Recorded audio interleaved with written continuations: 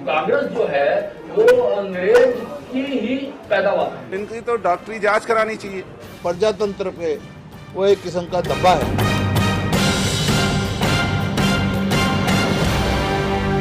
Break के बाद एक बार फिर से आप सभी का स्वागत है। बड़ी बहस देख रहे हैं आप, और बड़ी बहस पे आज हम चर्चा कर रहे हैं कि क्या अनिल विज के बयान से यह पता चलता है कि सरकार बदले की भावना से काम कर रही है।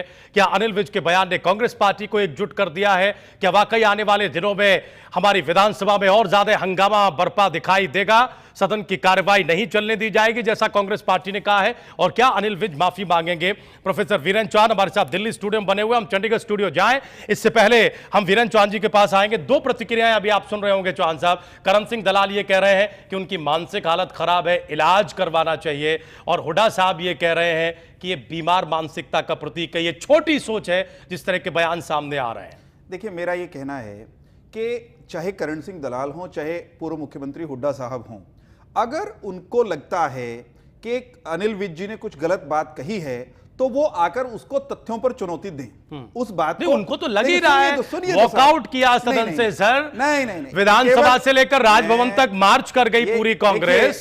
उसके बाद ज्ञापन उन्हें सौंपाए, चेतावनी ये दी जा रही है कि इस मुद्दे को गांव-गांव तक हम लेकर जाएंगे, विधानसभा चलने नहीं देंगे। गलत तो लग ही रहा है। मैं कह रहा हूं बहुत आनंद आएगा। हरियाणा के लोगों को पता तो चलेगा कि वास्तव में कांग्रेस क्यों बनी थी और कांग्रेस की करतूत क्या क्या रही है। इसी तरह का आनंद लेने के लिए बीजेपी की तरफ इस तरह के बयान दे जा रहे हैं। इसी तरह के आनंद में लिप्त होना चाहते हैं। फिर मैं जो बात कह रहा हूं मुझे पूरी करने दीजिए। मैं ये कहता हूं, मैं फिर आपके आज की बड़ी बहस में खुला निमंत्रण और चुनौती दे रहा हूं कांग्रेस के वरिष्ठतम मित्रों को कि वो ये साबित करें कि अनिल विज ने जो बात कही है, अनिल विज जी की वो बात तथ्यों पर आधारित नहीं है। और तथ्यों पर आधारित बात कहना हरियाणा के सदन में, विधानसभा में, अगर वो बीमार मानसिकता का परिचायक है तो जनता को तय करने दे बीमार कौन है।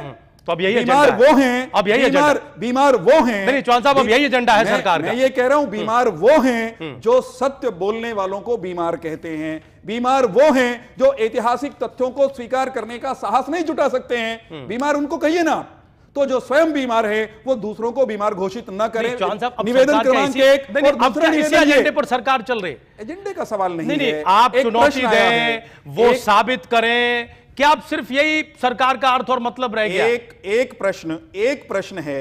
वो कह रहे हैं ना गांव-गांव जाएंगे, हम भी यही कह रहे हैं। वो गांव-गांव जाना चाहते हैं, गांव-गांव जाकर भी बात कर लेंगे। प्रजातंत्र में ऐसा होता है। ठीक है, रंजीता मेहता हमारे साथ जुड़ गए। बहस भी होनी चाहिए, रंजीता मेहता, क्योंकि आप बार-बार चुनौती दे रहे हैं। रंजीता मेहता चंडीगढ़ स्टूडियो से हमारे साथ जुड़ चुकी हैं, प्रदेश प्रवक्ता नेता हैं कांग्रेस पार्टी की। रंजीता मेहता, जवाब दीजिए।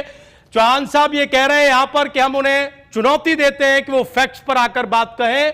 अनिल विज साहब ने गलत क्या कह दिया? क्यों कांग्रेस को इतनी मिर्ची लगी हुई है?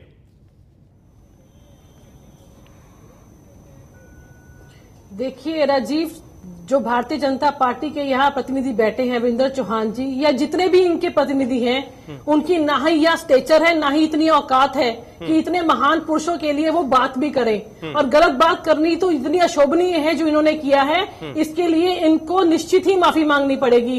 ये बात कर रहे हैं नेहरू की, ये बात कर रहे हैं गांधी की, ये इस बात को भूल चुके हैं कि ये एक प्रधानमंत्री के पद पर नहीं रह चुके या ये राष्ट्रपिता नहीं है, ये एक युग है।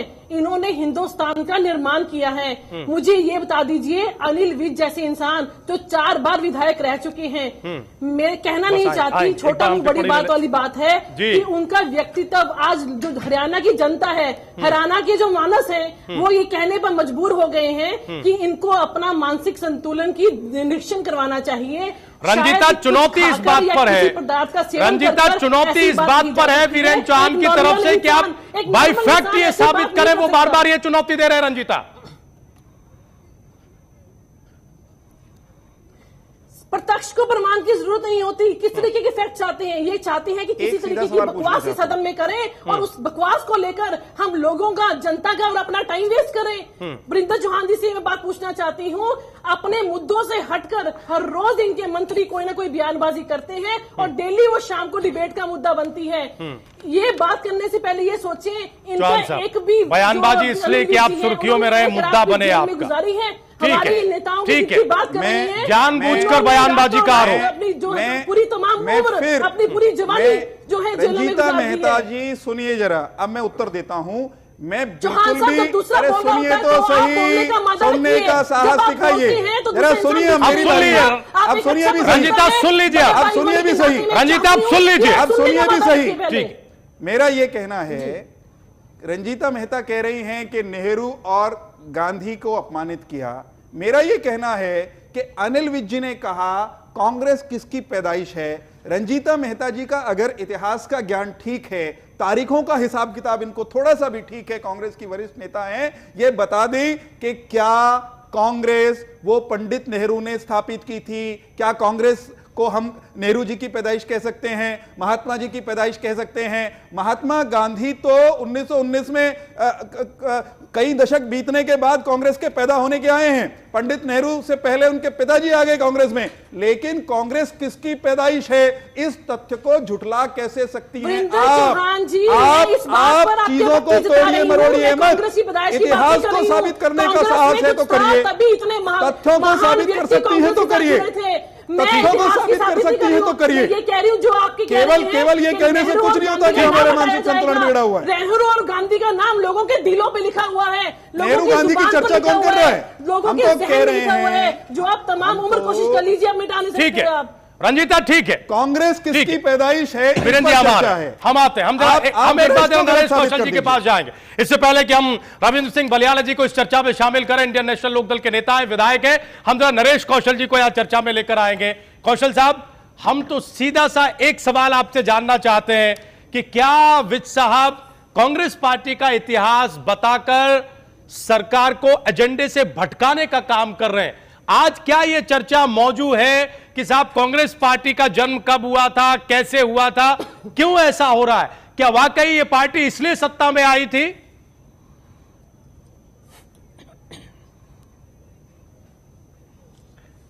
देखिए राजीव जी, ये जो एजेंडे की आपने बात की है कि एजेंडे से हटकर है कि एजेंडे में है, बहुत इको हो रही है। इसमें एक बात तो अवश्य कहूंगा कि कांग्रेस को एजेंडा अवश्य दे दिया है भारतीय जनता पार्टी ने या विज साहब ने। दूसरी बात यह है कि अगर आप पिछले 8 दिन का इतिहास देखें जो मौजूदा सदन चल रहा है, इतनी गलवैयां विपक्ष की और सत्ता पक्ष की, इतना सद्भाव मैं नहीं कहता नहीं होना चाहिए, लेकिन ऐसा देखा नहीं गया अभी तक। मैं जितनी देर से विधानसभा को कवर कर रहा हूं जी।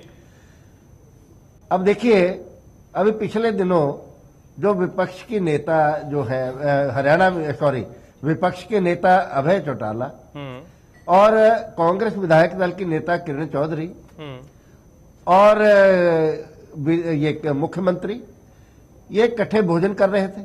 अच्छी बात है, हम इस पे ऐतराज नहीं कर रहे। मैं अपने मुद्दे पे फिर आऊंगा। आज के ही अखबारों में देखा होगा, स्पीकर महोदय, किरण चौधरी, अभय चौटाला और कुलदीप बिश्नोई, ये विधायकों का 1 महीने का वेतन जो बाढ़ पीड़ितों के लिए दिया है उसका चेक मुख्यमंत्री को भेंट कर रहे हैं इकट्ठे होके।